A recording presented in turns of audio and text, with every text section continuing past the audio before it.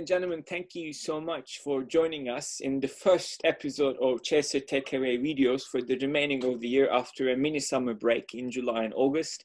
And today we are discussing Belarus. You might have been observing the news of the protests in lead up to the elections in August and since then. And the last authoritarian state on the European mainland has been going through a lot of turbulence. Hundreds of thousands of people have protested across the country against a long-time authoritarian leader that clung to power for some 26 years now and is refusing to step down and has secretly sworn himself in. The developments raises a lot of defense and security issues and questions, and we are thrilled to have today Keir Giles to unpack some of these for us, who is a consulting fellow at the Chatham House and also the author of the book, which many of you might have read, Moscow Rules, what drives Russia in its confrontation with the West. So he's very well placed to unpack some of these questions for us in the country, but also wider regional implications and implications for NATO and the UK. Keir, thank you so much for joining us. Admittedly, you have a much better background than my pink attic room. But I suppose the first question to really capture where things are now at the moment in Belarus. Obviously, we've seen a lot of protests, a huge clampdown, pretty much every opposition leader. This was the first time he faced actual opposition to him this robust for the last 20 years or so, have either fled the country or have been detained or been barred from elections. There are really worrying reports of torture and human rights abuses, and we see a lot of clips of brave women protecting their own children and themselves at every age in the protests. And where are things in the country, and where do you think things might go next domestically? Well, you're right. We haven't seen anything quite like this before. There have been plenty of situations where Belarus looked as though it might be tipping into this kind of confrontation between the regime and the opposition, but they've never really come this close. Lukashenko has been very effective at clamping down on the opposition, making sure there was nobody really to stand against him. And by and large, apart from sporadic protests, his last election results, his previous election results have gone more or less unchallenged. So it's quite a surprise that now, 6 weeks after the election, we're still in this situation where the opposition is coming out onto the streets and protesting in the face of these really quite repressive clampdowns by the internal security forces. It was always going to be a test of will and endurance between the two sides, who could actually stick it out for longer, whether the internal security forces were robust enough to contain the protests, whether the protesters would carry on long enough to actually make a difference. And the fact that we're still in this relatively stable situation where the protests are still ongoing, but they haven't actually made any real political gains, is in a way quite a surprise. You wonder how long it can continue as the weather turns, things get colder, which always puts a dampener on people coming out on the streets to protest in Belarus. Meanwhile, it's effectively a leaderless movement because Lukashenko did, ahead of the election, imprison or exile all of the people that were actually capable of mounting a significant challenge in that electoral process. So the de facto leader of the opposition now is the wife of one of those people that was neutralized as an opposition candidate before the election. And she's found herself thrust into the limelight and really carrying the torch for Belarusian democracy and being the spokesperson for a consultative council, a group of individuals that they've put together as the notional representatives of this broad-based movement within Belarus. So the situation as it is now can't continue. It's surprising it has gone on for so long.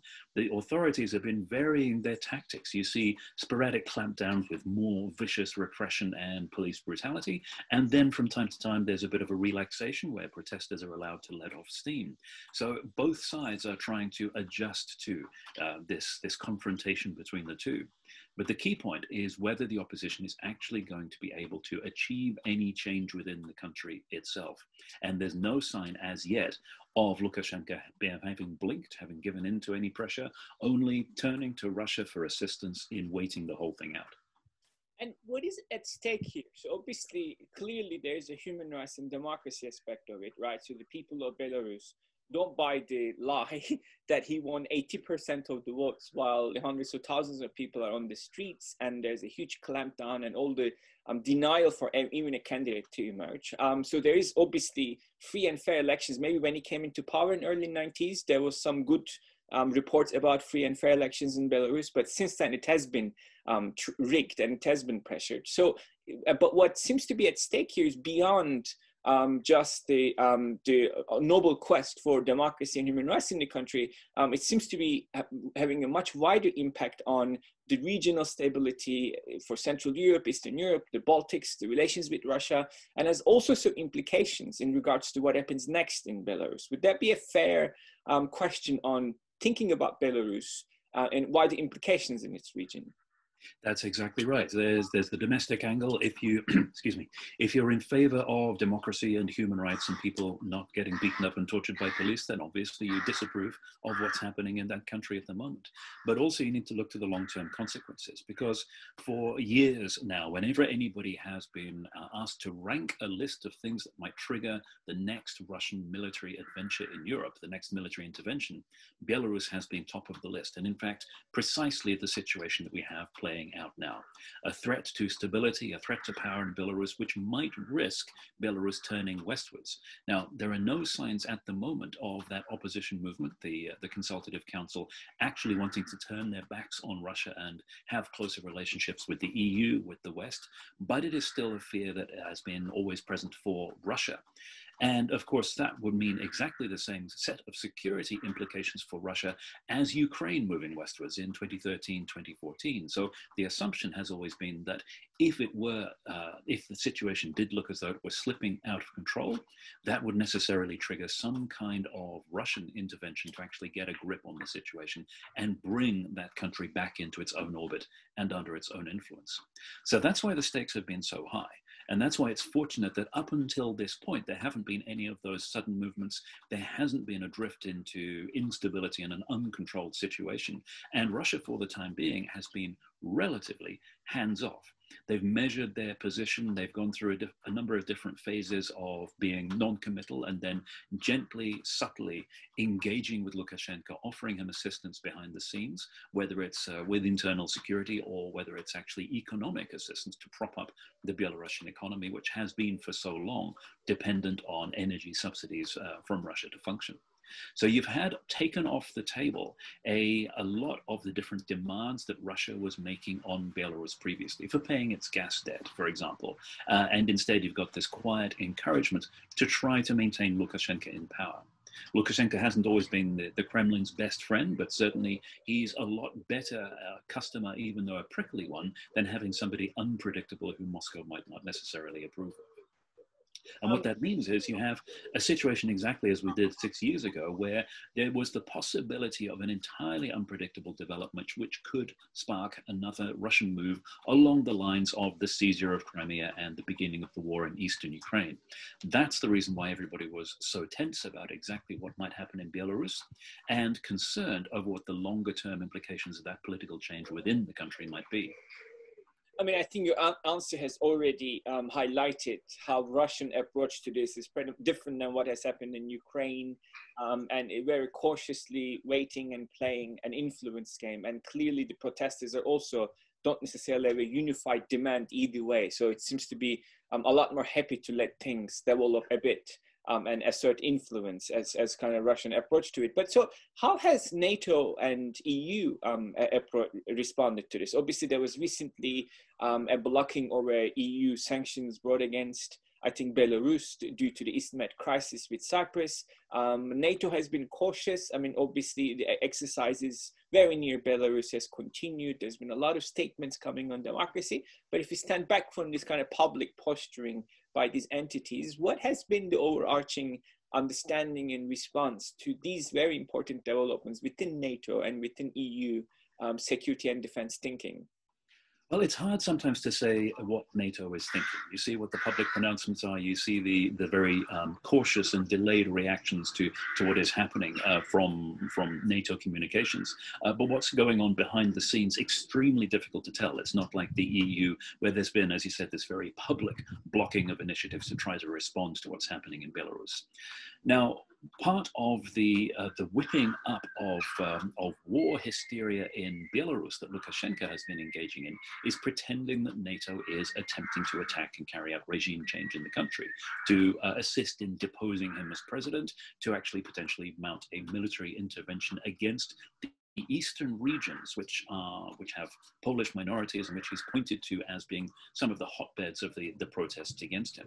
And that's the reason why Lukashenko launched in the early stages of the protests large military exercises, particularly in that northwestern corner of Belarus, in the Grodno region, which borders on Poland and Lithuania, saying that NATO had built up its forces near the Belarusian border with armor and with air assets, and this was going to pose a direct problem. Now, of course, there are two issues at stake here. First of all, the reaction of Russia. Secondly, the reaction of NATO. Russia obviously is going to be concerned at any possibility of any intervention against Belarus, even if it's only because, strictly speaking, Belarus and Russia are in a military alliance. But then NATO, of course, with its characteristic ponderous response to events and strategic communications which are stilted, to say the least, has not reacted in quite the way that you might hope to these accusations of a military buildup. Poland and Lithuania were quick to deny everything and put out their own versions of what is happening, i.e. not very much. NATO, on the other hand, when prodded to, simply reverted to its default formulation of there's no military buildup, which unfortunately is demonstrably untrue, because the enhanced forward presence contingents that are close to the Belarusian border are undeniably exactly the military buildup that Lukashenko is referring to. And this goes back to the very particular situation of Belarus in terms of relationships between Russia and NATO. It's unlike any other country in that situation. Russia complains endlessly that it is surrounded by NATO. It's surrounded by hostile powers led by the United States, which is an obvious fiction, as anybody that looks at a map knows instantly. Belarus, on the other hand, really does have something to worry about, because it is genuinely surrounded. On the one hand, by this massively ramped up war machine of the Russian Federation, which has spent over a decade pouring money into reorganizing, re-equipping, rearming its armed forces ready for the big fight. On the other side, you have NATO that is belatedly trying to catch up and trying to protect the frontline states and the forward allies. On the third side, the southern side, you've got an active military conflict in Ukraine. So Belarus, sitting where it is, has always been the nut in the nutcracker between larger powers that want to have a go at each other from either side, from east and west. And as a result, it's an area of the world that has been repeatedly devastated throughout history. That's the outcome that they want to avoid. And that's the reason why they look askance at both Russian and NATO military buildups and have genuinely concerns about them, which is why it's unhelpful for NATO to simply dismiss it and pretend that nothing is happening. And Keir, one of the things that always your work poses as a question, as a challenge to thinking on Russia, is the limits of very common ideas of re-engaging or engaging with Russia. I mean, we kind of go through phases of this attitude, right? So Macron has triggered another phase of that. Obama had done that, Bush had done that after 9/11. Even within the UK, we hear similar voices. And then Ukraine happens, and then, Georgia happened, and then Ukraine happened, and then Salisbury attack happened, and so much that goes on. While it seems to be, again, we're back to some sort of similar language, or we need to engage with Russia. But what does that really mean? As you hinted, it's military reorientation, reform, and assertions in Middle East, in Eastern Europe, in the Baltics, and etc. Some of the activities in the Western Balkans, presence even in Libya, and all sorts of areas where there are sensitivities for European and British and NATO defense and security and interests, and we see Russia that is active. So within this context of an overall picture of a re-emerge competition with Russia over influence and stability and de-escalation, what kind of a policy approach works? I mean, is this yet another expression of a bigger picture that we have with Russia since 2014 maybe, or maybe even before? Or are we to take this as an isolated kind of contained development where maybe Russia also doesn't want to see Belarus go one way or another? So maybe this is where we can engage with it and say, look, as two external major kind of actors in this, we should basically let people of Belarus to decide which way they want to go. Well, the very last thing Russia wants is for the people of Belarus to decide which way they want to go if there is a risk that they want to go away from Russia. So as long as Russia is content and satisfied and confident that that is not actually going to happen, there's far less danger of any kind of assertive intervention against Belarus. And I think we've seen that in the trajectory of Russian policy, the hands-off stance to start with, and then once it was plain that Lukashenko was not going to blink and to disappear, pouring in the support, which includes, of course, military exercises and military presence in Belarus. We've now started a rolling process of exercises where Russian units actually arrive in Belarus to undertake exercises with their local counterparts, which in a way seems to be developing into a persistent rotational presence in the same way that that NATO has on the other side of the border with the AFP. Possibly we might even see the same kind of language being used. It's persistent, not permanent, to try to assuage local sensitivities and have a semblance of normality. So Russia is taking advantage of the situation where it can. It's long wanted Belarus to outsource its security to Russia. For example, asking for Russian air bases in Belarus, which Belarus has very successfully fought back against and resisted for precisely that reason. It doesn't want to be a part of that fight between Russia and NATO. It's not willing to go to war with Russia, but it's also not particularly willing to go to war for Russia either. So put that all together and you have a situation where Belarus is coming under more pressure to join that Russian orbit, particularly in defense and security. Meanwhile, you're absolutely right that you don't have to go very far back in history before you start seeing these repetitive patterns of resets, of attempts at restarting dialogue with Russia, attempts at finding a common language, which go through the same process every time. There are high hopes and optimism at the beginning, then it drifts as the recognition sets in that actually, no, you can't have that kind of conversation with Russia because of the vast differences in geopolitical assumptions and in understanding of the relationship between Russia and the West. Then there's a period of disillusion and disappointment, and eventually there's some new crisis which puts everything back to zero and resets the clock. As you said, the current champion of this is Emmanuel Macron, and up until just a couple of days ago, the assumption was that the most recent developments in Russia, particularly the poisoning of Navalny, would actually cause Macron to come to his senses and realize that he is not sufficiently endowed with supernatural powers, that he can go through the same process as every political leader before him, but somehow come up with a different result. Let's compare that with Boris Johnson, who as foreign secretary did exactly the same thing, went to Moscow looking for a reset, came back and said it was the biggest mistake of his political career because it was a fool's errand.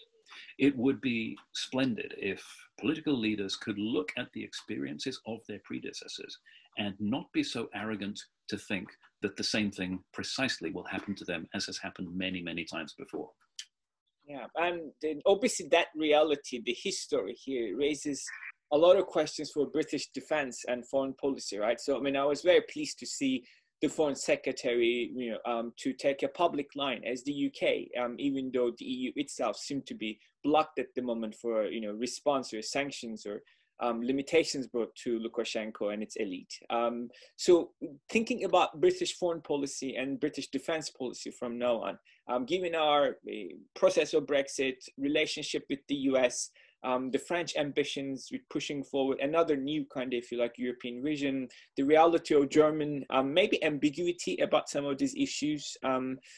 What kind of a British defense and security policy on these would actually capture our interests, as well as the reality of a region that could destabilize rather quickly and could trigger much bigger headaches for us as a NATO member state? Yes, maybe an Article 5 scenario is definitely out of question at the moment, but a lot of the things that we're concerned as sub-threshold competition and conflict and contention, this non-peace context that we are with Russia, how do we formulate a British approach to it that might reflect its own uniqueness, given the fact that US policy is a bit ambiguous, France has a different take, Germany is ambiguous, and EU at the moment is blocked. And what does that mean for the UK? Well, that's right. Again, you've got the two distinct issues there. You've got the Belarusian domestic developments and the fact that obviously the UK will not be in favor of what's happening within the country. But then there's the knockover effect. If you do have a continuation of this process where Russian forces in particular do take up a permanent or semi-permanent presence in Belarus, then that's a huge change for the security of all the countries around it, for Latvia, for Lithuania, for Poland. Because let's not forget that the EFP contingents, the forward deployed contingents, include British troops that are actually in precisely the most tense area that Lukashenko has been pointing to as a potential flashpoint. They're just over the border from Grodno, close to the Suwałki Gap, the gap between Kaliningrad region and Belarus, which so many military analysts have pointed to as a potential problem if Russia should decide to undertake some kind of military activity against NATO. Now, up until now, that's been far-fetched because all of those scenarios that people have been writing are based on the notion that Russian troops are already poised in Belarus and ready to actually close that gap, which would take significant political change to be anywhere near true. But now we've seen that significant political change. So all of those scenarios are several geopolitical steps closer to actually being realistic. Personally, I don't think that is necessarily as significant an issue as it always played up to be, because if there is some Russian move against the Suwałki Gap to try to meet a land corridor to Kaliningrad, for example, I think we'll already be in a much bigger confrontation in lots of other places with Russia, and that is likely to be a sideshow. However, it doesn't change the fact that if you have that Russian presence in Belarus, suddenly NATO nations and Ukraine as well are under much greater threat and will have to reorient their defense posture to cope with what effectively is a brand new border with Russia. That affects primarily Lithuania and Poland, but also you have a whole other front for Ukraine as well.